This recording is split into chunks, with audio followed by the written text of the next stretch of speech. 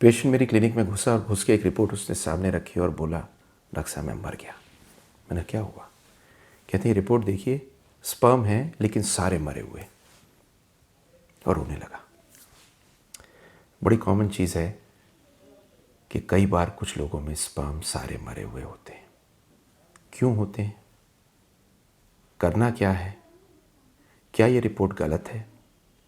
मैं कर क्या सकता हूँ कि मेरे स्पर्म मरे नहीं? ये सब चीज़ें इस वीडियो में बताऊँगा, एंड तक ज़रूर देखिएगा। लाइक सब्सक्राइब कीजिए। मैं डॉक्टर सुनील जिंदल हूँ, रिप्रोडक्टिव मेडिसिन स्पेशलिस्ट हूँ। सबसे ज़्यादा मज़ा मुझे आपको बेबी देने में आता है। I would love it if you see this video, because this will give you a lot of idea about what is so important about your sperms, और इन्हें मरने से आप बचा कैसे सकते हैं। तो ये नेक्रोस्पर्मिया क्यों होता है?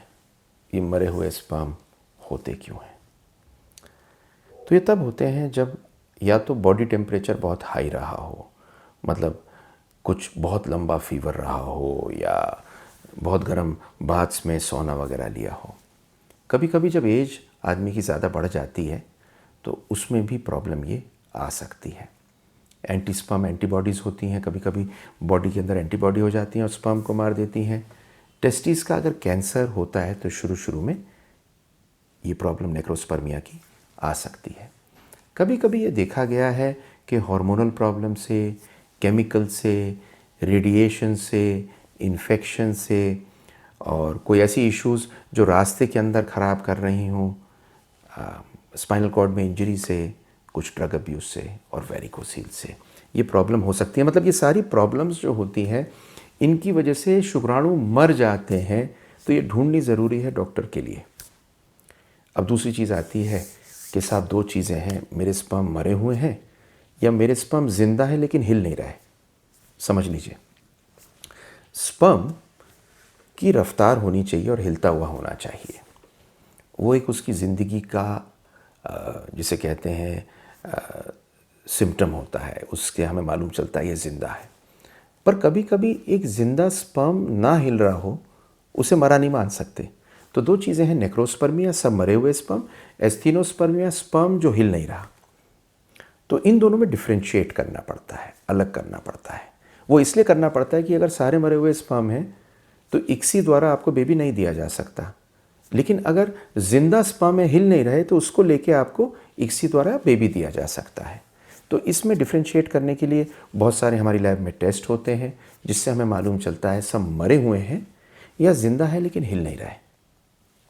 फिर आता है, क्या ये रिपोर्ट गलत हो सकती है? Can it be false? हाँ, ये रिपोर्ट गलत हो सकती है अगर आपने सीमन देते समय मैस्टरबेशन में कोई लुब्रिकेंट ऐसा यूज़ कर लिया हो जिससे स्पर्म मर गए, या जिस कंटेनर में आपने सीमन लिया है वीर्य वो गंदा हो या उसके अंदर कोई टॉक्सिन पड़ा हुआ हो, या अगर आपने कॉन्डोम में कलेक्ट करने की कोशिश की हो जिसमें कई बार स्पर्म्स मर जाते हैं और ये प्रॉब्लम होती है, या आपने कलेक्शन पूरे वीर्य का ना किया हो। तो इसलिए ये इम्पॉर्टेंट है कि जब आप वीर्य का सैंपल दें तो ये ठीक दें।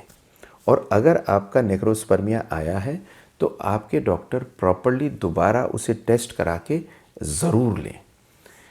अगली चीज़ जो पूछते हैं, क्या कोई इलाज है?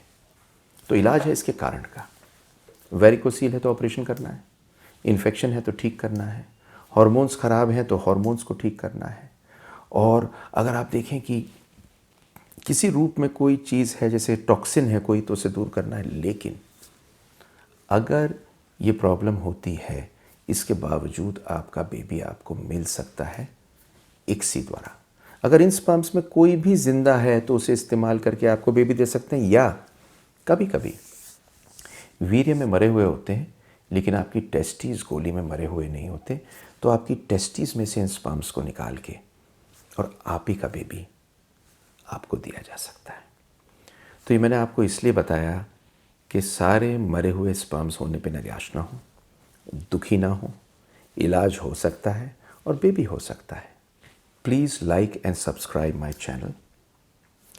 I have made these videos बहुत मेहनत से केवल आपके लिए, क्योंकि मुझे बड़ा मज़ा आता है अगर आपकी बेबी हो सके।